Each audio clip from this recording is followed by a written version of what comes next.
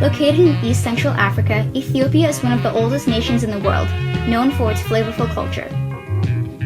Ethiopian history reaches as far back as 3,000 years ago with the Kingdom of Dama, where it is said that the Queen of Sheba was from, who, accordingly to Ethiopian tradition, had a son with King Solomon, and this son began the long line of Ethiopian kings, who all in turn bore ties to King Solomon. Aside from being the home of the coffee bean, Ethiopia is the first and only African country to not be formally colonized by Europeans. After the Italians failed to gain control over Ethiopia in the late 1890s, they invaded Ethiopia once again in 1935 but left shortly after. Ethiopians became the first African immigrants to voluntarily come to America after the enactment of the 1980 Refugee Act. When many Ethiopians arrived in Los Angeles in the 1990s, they formed a community known as Little Addis, named for the Ethiopian capital, Addis Ababa. Although South Fairfax Avenue used to be a predominantly Jewish business area, it is now home to Little Ethiopia, a place where many Ethiopians living in Southern California can call a second home. Located on South Fairfax Avenue in Los Angeles, Little Ethiopia is a place where Ethiopian folk culture can intersect with Western popular culture. Since much of Little Ethiopia is filled with restaurants, many local LA residents who go there are at risk of being called tourists, since they mostly only venture to Little Ethiopia for the fine cuisine. What do you assume will be in Little Ethiopia? I'd assume that in Little Ethiopia there would probably be like Ethiopian food and stuff that reflected the Ethiopian culture. Do you think Little Ethiopia has a strong Ethiopian culture, or do you think it has been diluted by LA? Okay, here's the thing. I wouldn't know firsthand because I've never been to Little Ethiopia. Well, you should go. Yeah, you should go. But I'd assume that it's Ethiopian traditions mixed with LA. So I feel like it's more of a, it's been more diluted than completely authentic, right? Hi, Irvin! No, that's wrong. What do you assume will be in Little Ethiopia? There'd be fast food restaurants like McDonald's and strip malls and things you would find in any other neighborhood. Do you think that Little Ethiopia has a strong Ethiopian culture, or do you think it has been diluted by LA? It's probably somewhere in between. I hate to be the lawyer, but it's probably somewhere in between. Have you heard of Little Ethiopia? Yeah. No. Have you heard of Little Ethiopia? I've not heard of Little Ethiopia. Where do you think it is? Where do you think it is? I have no clue. Little Ethiopia, probably somewhere in, maybe it's somewhere in California. It's my best guess. I don't know. Have you ever heard of Little Ethiopia?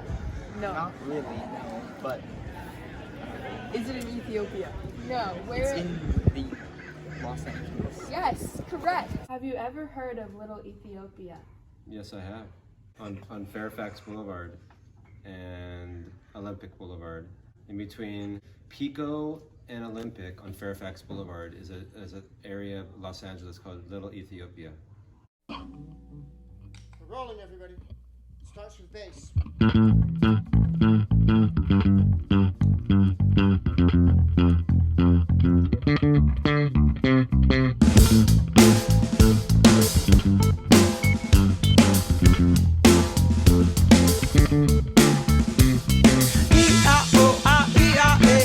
When you give your love away, you get a feeling for E-I-O-I-E-I-A. Live to love another day, even when you feel unsure. More and more I wanna raise my bar and raise your stake. E-I-O-I-E-I-A. When I lie there wide awake for my son I make. Tell my boy. Hello, we're at Rosalind's right now, and we are ordering food. We're gonna get a lot of meat combinations and vegetarian combinations. Okay, so here's what the menu is looking like for today. We're gonna get 2 veggie sambusas, gourd, a meat combination one with some beef and some lamb, and then a vegetarian combination because gotta take care of the veggies. So we were looking on the menu and we saw that the gourd is simmered in a blend of awazi and herbal butter. So we looked it up because we're like, what's that? So it's a sauce or paste made out of chili peppers. Love him so, tell him so we know. Lost in Ethiopia, walked out in that road. Tastes like brownie. It's salty. Really? Oh yeah. It's really good though. Really? Something good gonna come your way. Just grab it off. Literally this. Oh. That tastes weird.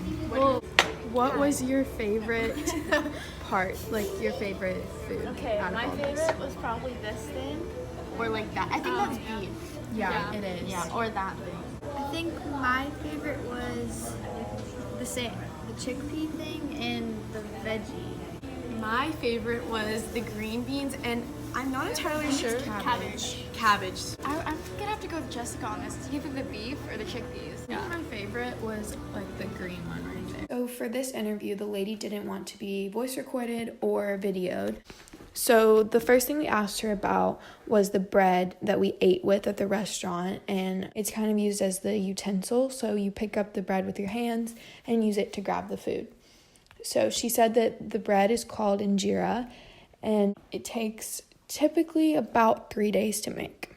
One of the most disrespectful things to do is to touch your mouth with your hands while you're eating. Then she talked a little bit about the restaurant, Rosalind's. So it's been open for 36 years, and it was the first Ethiopian restaurant in the area, and it's a family run. Where were you born and why did you move here? I'm born in Ethiopia. I'm moving for education. Oh, nice. So in this area, is there a large population of Ethiopians? Yes, that's why it's called the Little Ethiopia. Yeah. Does religion play a significant role in your life or in this community? No. No. Look at your door. E-I-O-I-E-I-A. Tell him what you wanna say, no matter what you might incur. Tell my boy I love him so. Tell him so we know.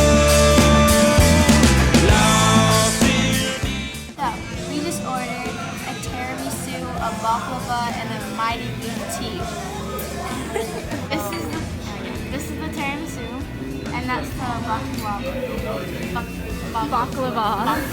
The I always thought it was baklava. Can we do like a sip? I don't know. Alright, let's try it. It's very light. It's good. Wasn't expecting it to be like that. So another interview that we had was with a woman that worked at an Ethiopian market, and she did not want to be videoed or voice recorded. She was born in Ethiopia and moved for opportunity and to start a family.